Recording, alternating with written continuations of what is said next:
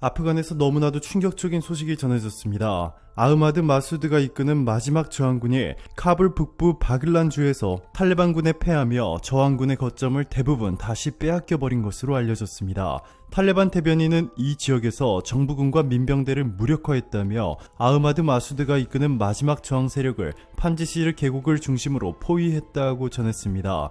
이뿐만이 아니라 탈레반은 이제 아프간 국민들이 해외로 빠져나가지 못하도록 공항을 막아버리겠다는 충격적인 발표도 했는데요. 미국이 군 철수를 확정하면서 사실상 탈레반으로부터 다시 아프간을 지킬 수 있는 유일한 희망이 날아가 버린 것입니다. 이에 결국 한국은 중대한 결정을 내렸습니다. 한국을 도운 아프간 난민을 충북 진천군에 수용할 것으로 알려졌습니다. 정부가 아프가니스탄에서 우리 정부 활동을 도운 현지인들의 국내 이송을 검토하는 가운데 충북 진천이 이들의 자가격리 및 임시 수용지로 유력하게 거론된 것으로 전해졌습니다. 진천 혁신도시 내에는 대규모 인원을 수용 가능한 국가공무원 인재개발원이 있습니다. 인재개발원은 최대 500여 명까지 수용이 가능한데요. 여기서 지난해 1월 중국 우한 교민 173명을 2주간 수용한 바 있습니다. 당시 많은 이들의 우려에도 불구하고 내 외국인의 관리 통제를 완벽하게 선보이며 이번에도 다른 어느 곳보다 통제가 원활할 것이라는 점 등에서 유력 후보지로 거론된 것으로 보입니다. 24일 지자체와 경찰 등에 따르면 정부는 최근 아프가니스탄 현지인들의 자가격리 및 임시 수용시설로 진천 공무원 인재개발원이 사용될 수 있다는 내용을 전달했습니다. 입소 대상은 아프가니스탄 공관과 병원, 직업훈련소 등에서 함께 일했거나 도움을 준 현지인들과 그의 가족 등입니다. 격리 기간 동안 외부 출입과 면회는 불가능합니다. 2주간의 자가격리 기간이 끝나면 3, 4인 가족 단위로 방을 배정해 생활할 가능성이 높게 점쳐지고 있습니다. 충북경찰청도 최근 경찰청으로부터 관련 내용을 전달받고 이송과 경비, 경호 등의 계획을 세우고 있는 것으로 전해졌습니다. 국민들의 무슬림에 대한 테러 가능성에 대해 우려하고 있다 보니 안보에도 각별히 주의를 기울이고 있습니다. 익명을 요구한 한 경찰 관계자는 충북과 충남 아산 경찰 인재개발원 등의 아프간 현지인들을 수용할 장소의 후보에 오른 것으로 알고 있다며 다만 확정된 사항은 아니고 진천으로 결정될 경우 바로 수용 가능토록 사전 준비를 하는 것으로 알고 있다라고 말했습니다. 지자체에서도 이와 비슷한 내용을 인지하고 아프간 현지인 입소 상황을 수시로 파악하는 한편 역할 및 지원 방안 등을 검토하고 있습니다. 지자체 관계자도 최근 진천 공무원 인재개발원이 후보지로 선정됐다는 내용을 전달받았다며 다만 수용 인원 수와 시설 등은 변경될 가능성이 있는 것으로 알고 있다라고 전했습니다. 앞서 외교부는 아프간에서 우리 정부 활동을 지원한 현지인 직원과 가족 문제와 관련해 국내 이송 등을 검토하고 있다고 밝혔습니다. 외교부는 이와 관련한 방안을 우방국과 협의 중인 것으로 전해졌습니다.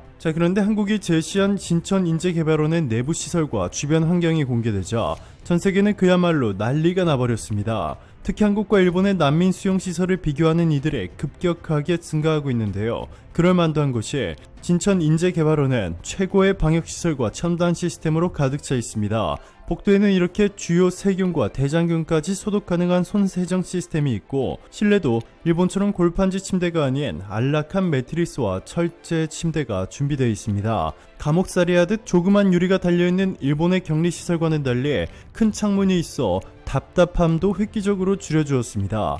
한국의 진천인재개발원에서 격리를 했던 우한거주 교민들도 완벽한 통제 시스템과 첨단 시설이 가득한 한국의 수용시설을 극찬했을 뿐만 아니라 압도적인 도시락 퀄리티에 방문만 열면 마스크가 있고 심지어 세탁도 방 안에서 할 수 있는 등 전혀 불편함을 느낄 수 없었다고 감탄했습니다. 정확히는 380명의 아프간 난민 총 86세대가 국가공무원 인재개발원에 입소하는데요. 이들은 아프가니스탄 공관과 병원 그리고 직업훈련소에서 최대 8년까지 한국과 함께 일했거나 한국에 도움을 주었던 이들과 그의 가족들입니다. 실제 지난 20일 기준 우리 정부가 생존을 확인해 한국에 가고 싶다는 희망 이사를 확인해 국내 이송 대상으로 정한 아프간 현지인 직원과 그 가족들은 총 427명이었는데요. 이 중 380명만이 카불 공항에 도착했습니다. 또한 한 장의 사진이 공개되면서 전 세계가 한국에 열광하기 시작했는데요.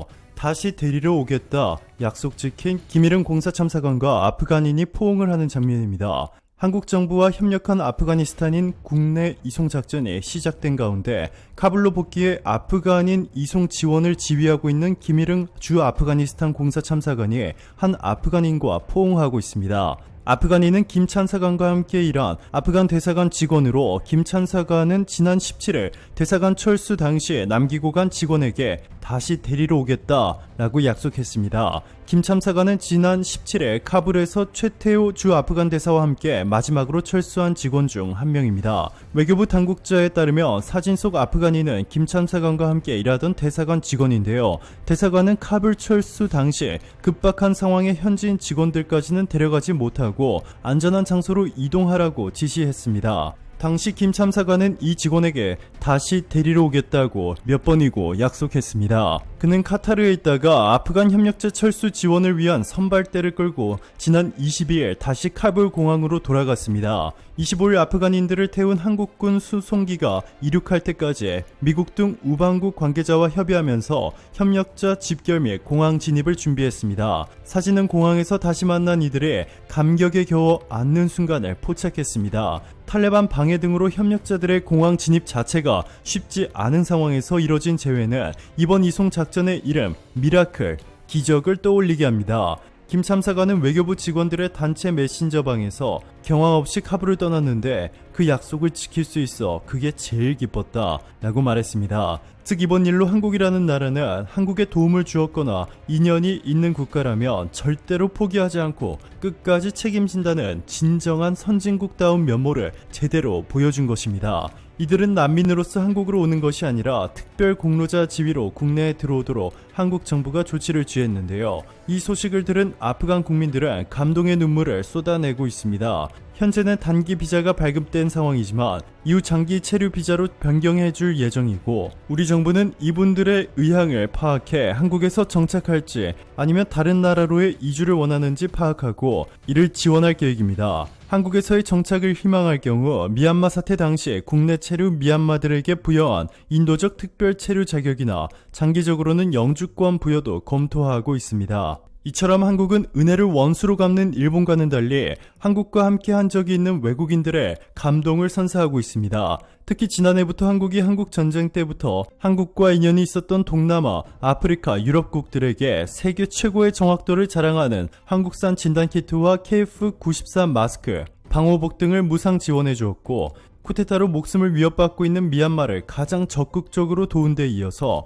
이번에는 탈레반 때문에 죽을 고비를 겨우 넘긴 아프간 국민들의 따뜻한 손길을 내밀어주며 감동을 선사했습니다. 반면 일본의 외국인 수용시설은 난장판입니다. 동일본 입국관리센터의 샤오장 탈의실 등에는 감시 카메라가 설치돼 인권 침해라는 비판이 제기됐습니다. 24일 일본 교도통신의 보도에 따르면 이바라키현에 있는 동일본 입국관리센터는 샤워장 통로와 탈의실에 감시용 비디오 카메라를 설치하고 촬영하고 있는데요. 외국인 수용자들은 알몸이 찍히는 것은 굴욕이다 라고 호소했습니다. 이뿐만이 아닙니다. 23일 산케이신문에 따르면 오사카 입국관리국이 운영하는 오사카 불법 체류자 수용소에서 이달 10일 외국인 재소자 49명의 단식 투쟁을 시작했습니다. 이후 단식을 중단하는 사람이 나오는 가운데 일부 참가자들은 15일 아침까지 단식을 계속했습니다. 외국인 수용자 지원단체인 가석방 모임에 따르면 이번 사태는 1월 19일 입국관리국 측과 재소자 대표 간 대화 중 입국관리국 관계자의 발언에서 비롯됐습니다. 수용자 25명이 형편없는 식사와 장시간 수용 공간에 자물쇠를 채워놓는 등